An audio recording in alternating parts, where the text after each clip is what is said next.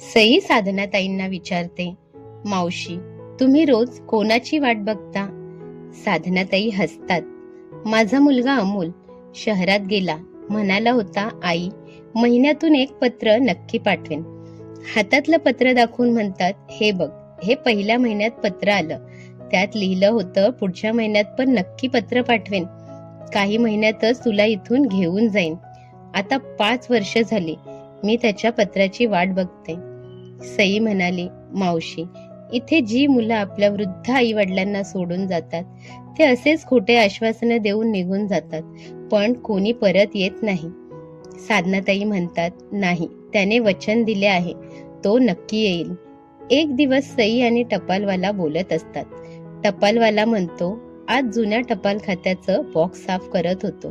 त्यात एक पत्र सापडलं आहे, पण पत्र 5 वर्ष जुनं आहे.